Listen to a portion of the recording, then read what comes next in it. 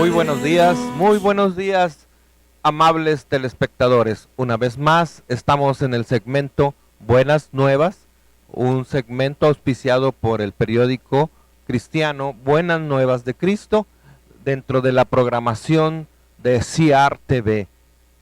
Le recomendamos que nos sintonice todos los viernes de 11:30 a 12 del día aquí en México, en esta programación, pero sobre todo que sintonice este canal, porque todos los viernes se transmiten programas muy interesantes desde muy temprano. Todo el día, estimado amigo, amiga, estamos para servirle dentro de esta programación. El día de hoy tengo la satisfacción de presentarles el primer periódico que publicamos hace más de 10 años. Esta es la portada, esta es la primera edición de Buenas Nuevas de Cristo, el número 1. Comenzamos a editarlo en octubre del 2002 y bueno, pues ya son más de 10 años. Estamos a punto de llegar al número 100, a la publicación número 100 del periódico Buenas Nuevas de Cristo. También tengo conmigo aquí la edición número 2. Estos son los dos primeros periódicos, las dos primeras ediciones que pudimos poner en circulación aquí en esta región, desde Reynosa, Tamaulipas para el mundo.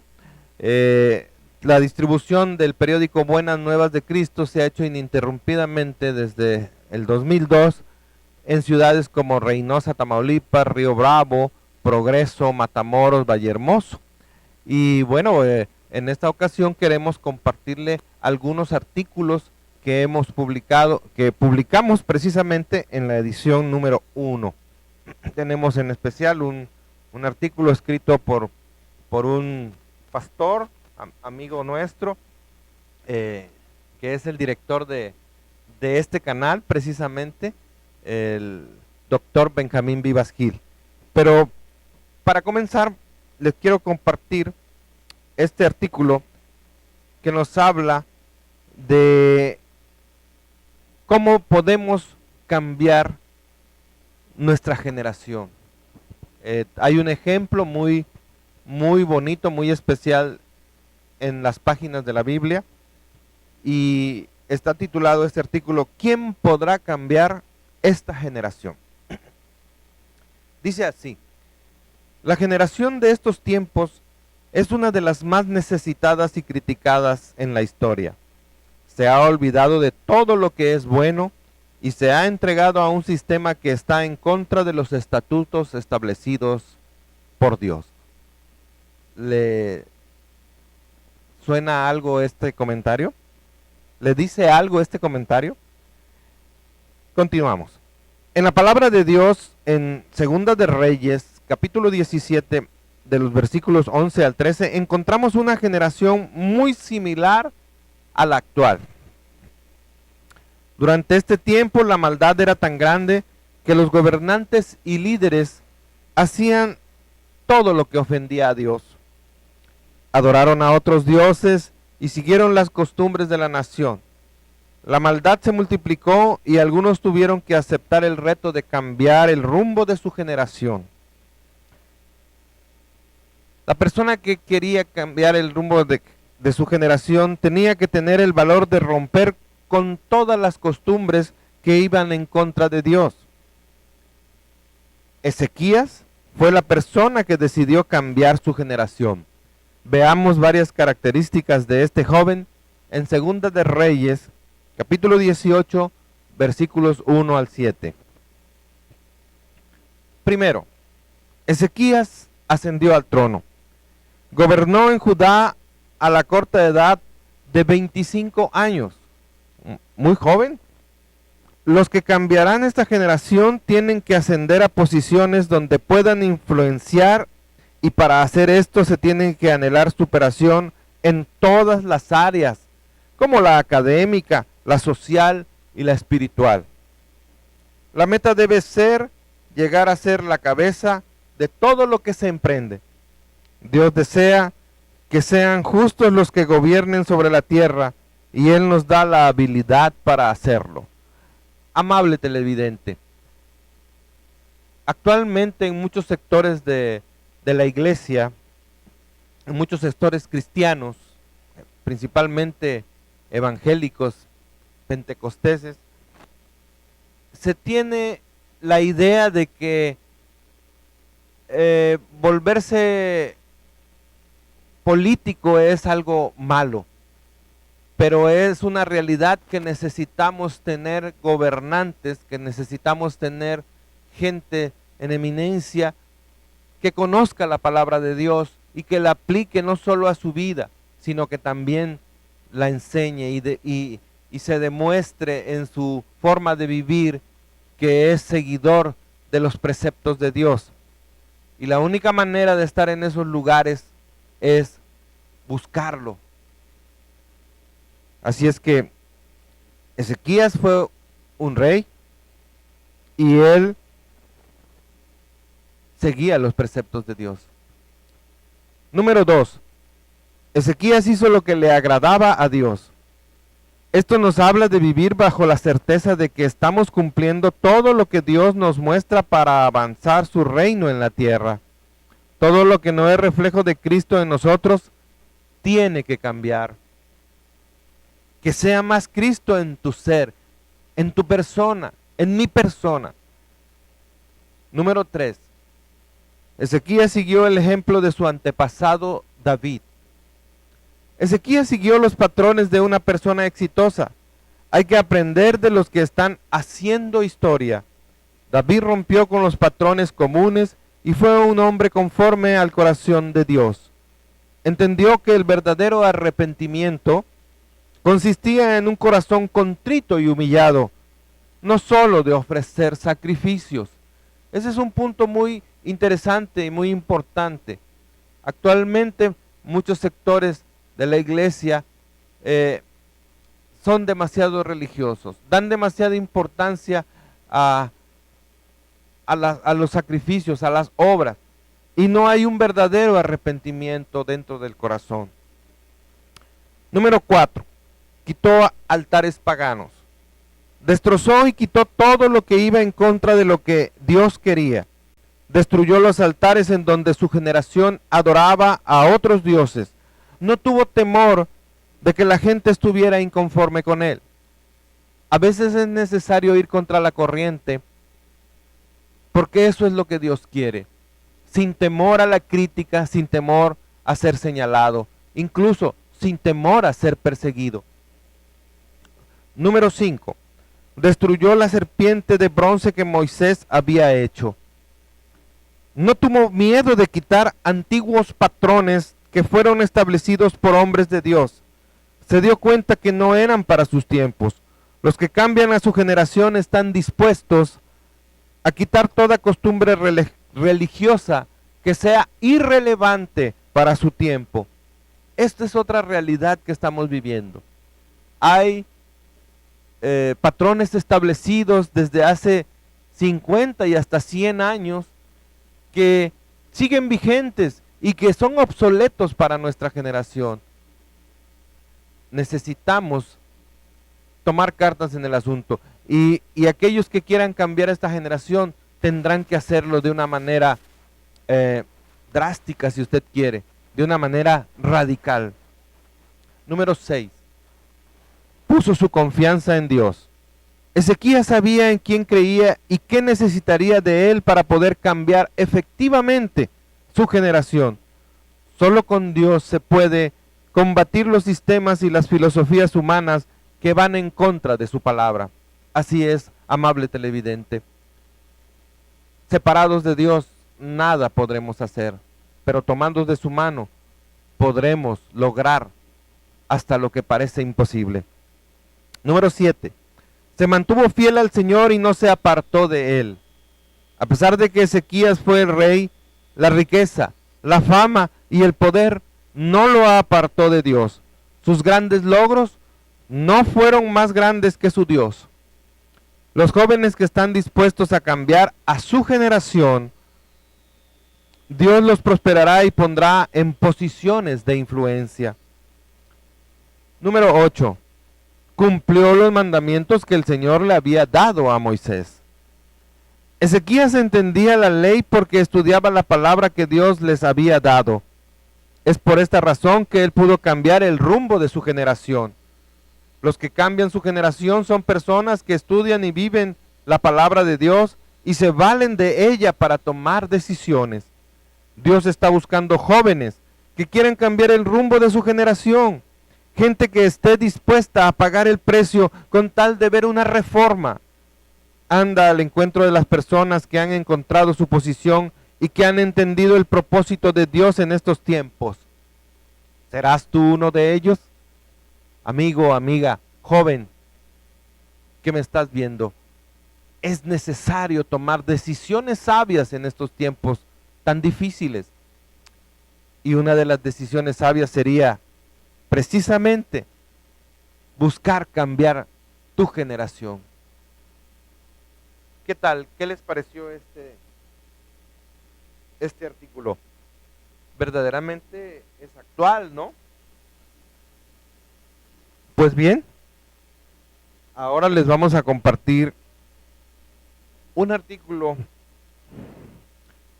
que en aquella ocasión que editamos este número 1, el doctor Benjamín Vivas nos hizo el favor, el privilegio de enviarnos, y es un tema sobre los padres.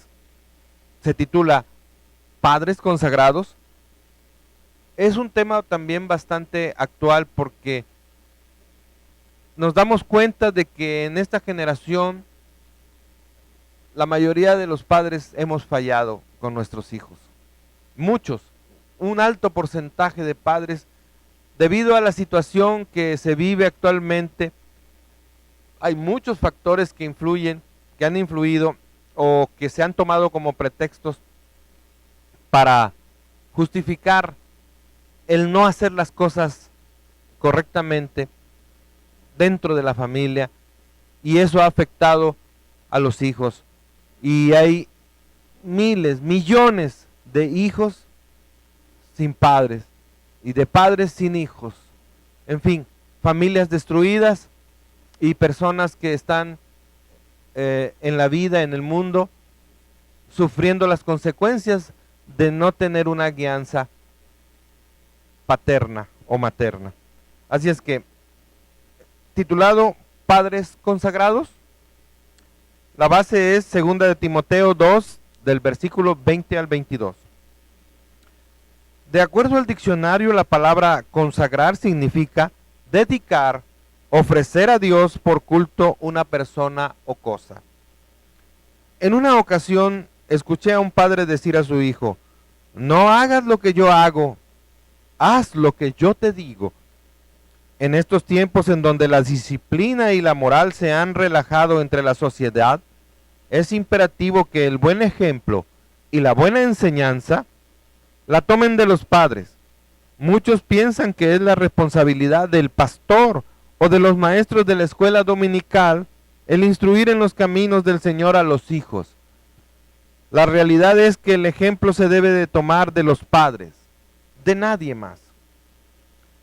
¿Es necesaria la consagración de los padres? Claro que sí.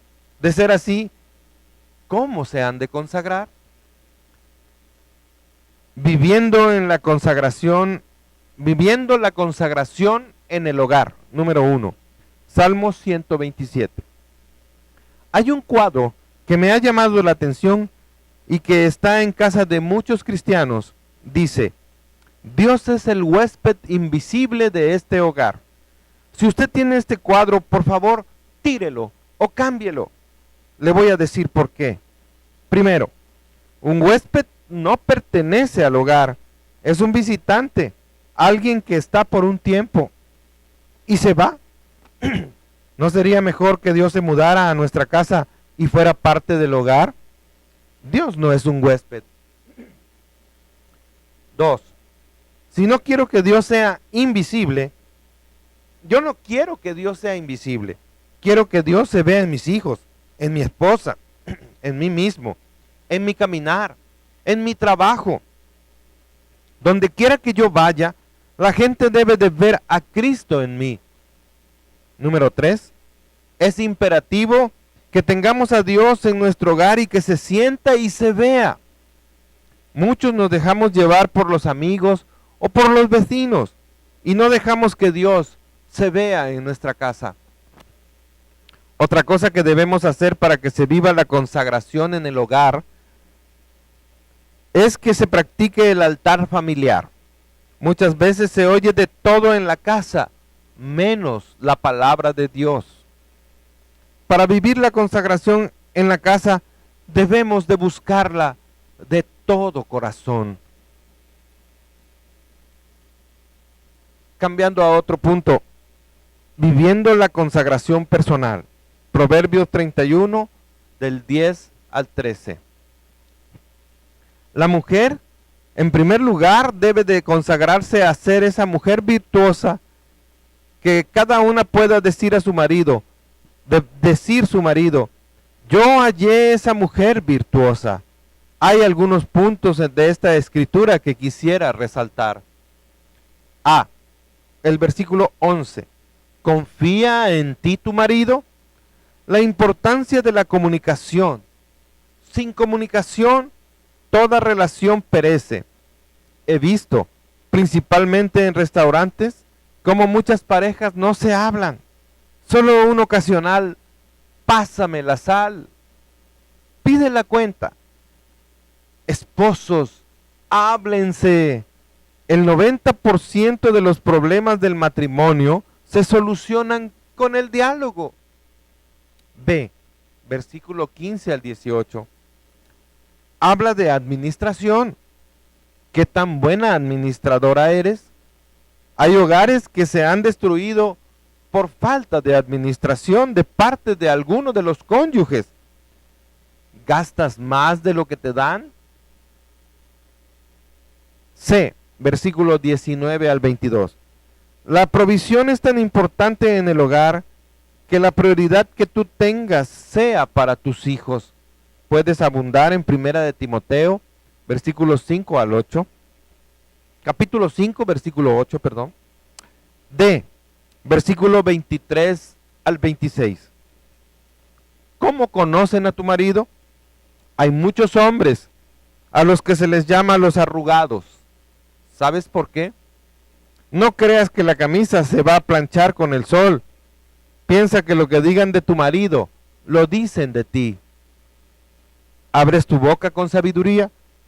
Hay un proverbio ruso que dice, el sabio tiene orejas largas, ojos grandes y lengua corta. E, versículo 28 al 31.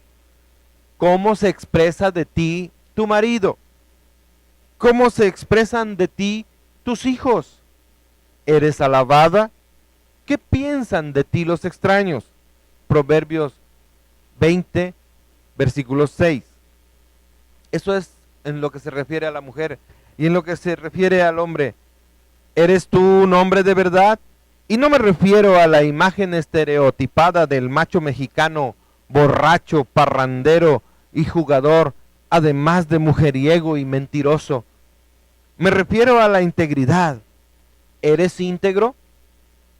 El diccionario define la palabra íntegro de la siguiente manera, que tiene todas sus partes, recto, honrado.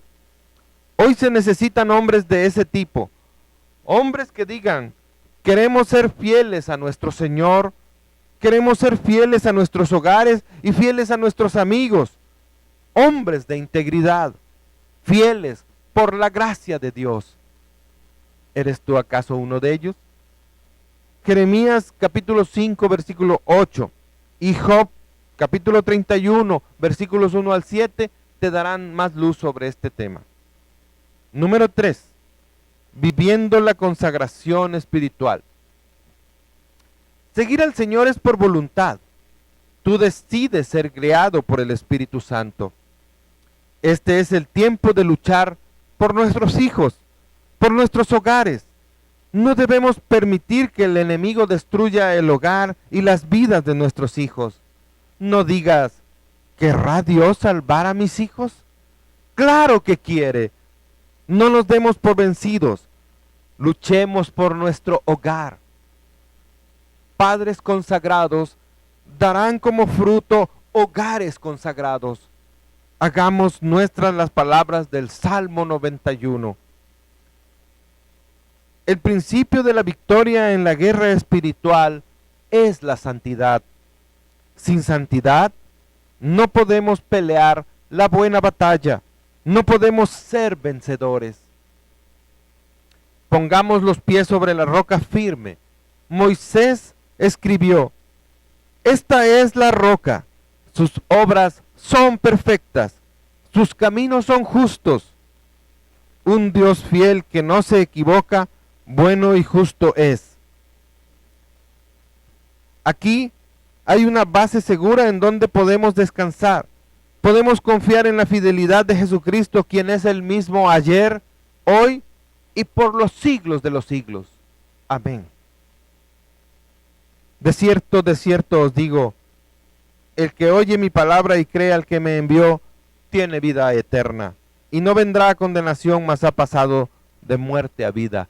Juan 5:24. ¿Cómo ve usted, amable televidente? ¿Es usted un padre consagrado? Algunos de estos puntos que hemos compartido, usted ya los tiene, lo está haciendo en su vida, y si no es así, pues es necesario que tomemos cartas en el asunto, porque los tiempos son difíciles, y si queremos que nuestros hijos puedan alcanzar la bendición de Dios, es necesario comenzar por nosotros mismos. Es necesario comenzar a prepararlos. Pero, ¿cómo preparar a los hijos? Bueno, ahora les voy a compartir un tema de esta misma edición que se titula Preparemos a los hijos. La escritora Christine Field recomienda en Enfoque a la Familia que los hijos adolescentes sean preparados para tener éxito en el mundo adulto mediante las siguientes 11 acciones en el hogar.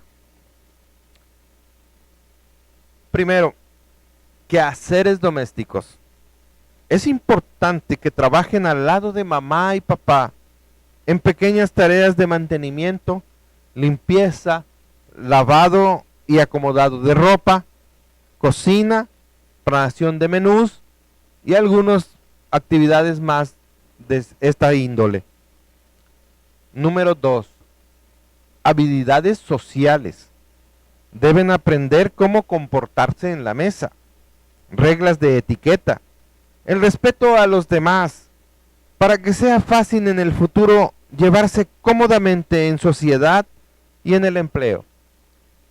Amable amigo que nos estás sintonizando, estos dos puntos, qué importantes son. La gran mayoría de los hijos actualmente no sabe hacer absolutamente nada de los quehaceres del hogar. Y también un alto porcentaje de hijos son irrespetuosos, malcriados, maleducados. Sus habilidades sociales dejan mucho que desear. Qué importante es que usted y yo como padres podamos dar esa enseñanza y ese ejemplo a seguir. Volvemos al tema. Número 3. ¿Cómo navegar en la vida? Enséñele a leer mapas, a contestar el teléfono, a saber los límites de sus acciones y sus relaciones con extraños. Es muy importante que sus hijos sepan desenvolverse en el caminar por la vida. Siguiente número, organización del tiempo. Los hijos deben saber cómo planear sus actividades y horarios cuáles son sus prioridades, cómo divertirse sanamente. Desafortunadamente, habemos muchos padres que dejamos mucho que desear en este aspecto de la vida, en esta área de la vida. Siguiente punto, organización de espacio. Todos deben colaborar para mantener el hogar en orden, saber qué lugares son de cada uno y respetarlos.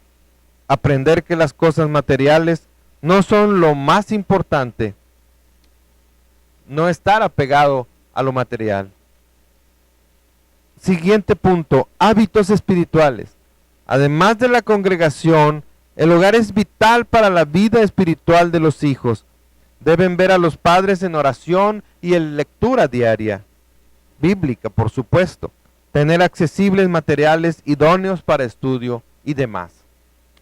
Siguiente punto, manejo del dinero. Es importante que el niño aprenda el valor y el manejo del dinero mediante la experiencia con pocas cantidades al principio. También debe aprender a diezmar y a ahorrar. Siguiente punto, salud y nutrición. Cada vez más niños tienden a ser obesos por falta de ejercicio y por mal ejemplo de los padres. Que sea un juego la planeación de las comidas, los paseos familiares, la sana alimentación. Deje de comprarle a sus hijos chatarra. Siguiente punto, hábitos de estudio. Analice el estilo de cada hijo y planee dónde y cómo puede estudiar con mayor eficiencia. Cuide la salud mental de toda la familia. Ayúdele a que cumpla todas sus tareas. Siguiente punto, la creatividad. Antes los niños tenían sus proyectos especiales. Ahora tienen la televisión, sus juegos de videos, el internet, en fin, cosas que no desarrollan mucho la creatividad personal. Llévelos a conciertos, museos, lugares históricos, eventos culturales. Demuéstreles el gozo de una actividad creativa personal. Y por último, el valor de la vida. De sus padres los hijos captan la alegría y la paz de la vida cristiana. Un papá o una mamá frustrados preocupa al niño y no le prepara bien para su propio futuro. Así es que, amable amigo, amiga televidente, es necesario preparar los hijos. Es necesario prepararnos para ser padres consagrados. Es necesario hacer todo lo necesario para que podamos superar, para que podamos salir avante, vencedores en estos tiempos difíciles, ante tantas circunstancias que se presentan en la vida. Nosotros, los creyentes en Cristo, tenemos una responsabilidad enorme ante el mundo. Tenemos que establecer, tenemos la responsabilidad de llevar la palabra de Dios, la responsabilidad de establecer el reino de Dios aquí en la tierra. Pero tenemos que empezar por nuestra propia familia, por nuestros hijos, por nosotros mismos.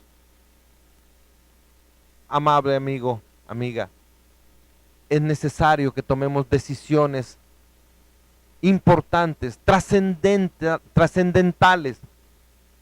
Y eso es precisamente lo que nosotros queremos ayudarle por medio de estos artículos, para que tengamos material, para que tengamos conocimientos, para que tengamos sabiduría para hacerlo.